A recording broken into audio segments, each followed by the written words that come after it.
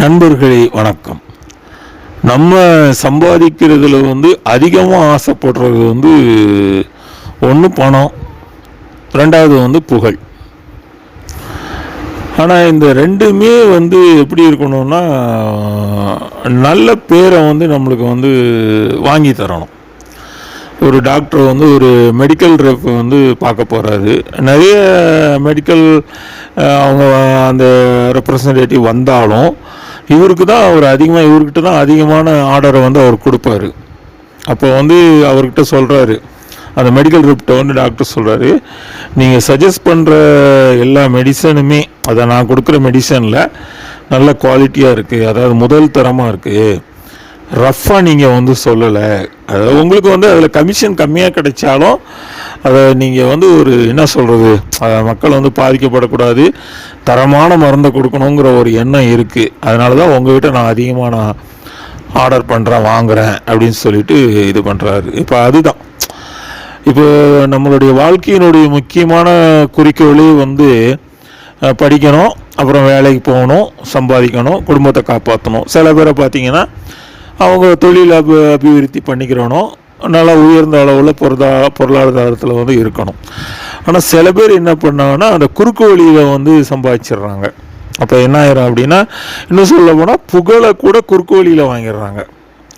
பதவியை பணம் கொடுத்து வாங்கிடுறாங்க. அப்புறம் எத்தனையோ விஷயங்கள் நம்மளுக்கு தெரியும். ஆனால் ஒரு தகுதி இல்லாமல் அந்த இடத்துக்கு வந்த பிற்பாடு அவங்க மக்களால் விமர்சிக்க தான் படுவாங்க. ஆனால் என்ன கிடைக்காதுன்னா, அவங்களுக்கு கிடைக்க வேண்டிய அந்த நல்ல பேர் கிடைக்காது, மேன்மை கிடைக்காது.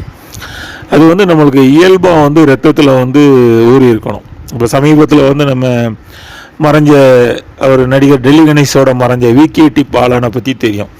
அதிகமாக அவரை பற்றி பேசிக்கிட்டே வராங்க. திருச்செந்தூர்லேருந்து ட்ரெயினில் டிக்கெட் எடுக்காமல் ரொம்ப கஷ்டப்பட்டு ஒரு பிளாட்ஃபாரத்தில் படுத்து போலீஸ்காரங்க கிட்டலாம் அடி வாங்கி, அதுக்கப்புறம் அந்த இடம் சீட்டு பிடிக்கிற மாதிரி அந்த வெளிநாட்டுக்கு போகிறவங்க இதில் இருந்து, அப்புறம் ஒரு ட்ராவல்ஸ் ஏஜென்சி கண்ணில் பட்டு அவர்கிட்ட போய் அந்த தொழில் நுணுக்கம்லாம் கற்றுக்கிட்டு, அப்புறம் மதுரா ட்ராவல்ஸ்னு அதை கொண்டாடுற அளவுக்கு கிளை பரப்பி நிறைய பஸ்களை அதிகமான இதை ஓட விட்டு ஒரு சிறந்த தொழிலதிபரான ஆனதுனால அவருக்கு அந்த பேர் கிடைக்கல. அவர்கிட்ட வேலை பார்க்குறவங்களுக்கும், ஏன் திருநங்கைகளுக்குமே, எல்லாருக்குமே சமூகத்தில் உள்ளவங்களுக்கு நல்லா உதவி செய்யணும்னு எண்ணத்தோட மனசார அவர் உதவி செஞ்சுருக்காரு. அது அதிகமாக எப்போ தெரிஞ்சுதுன்னா, நிறைய பேருக்கு அவருடைய அந்த டெத்தில் தான் தெரிஞ்சுது. அப்போ தான் அவங்களுக்குடைய உண்டான உண்மையான பேர் கிடைக்கும். அப்போ மனித வாழ்க்கையில்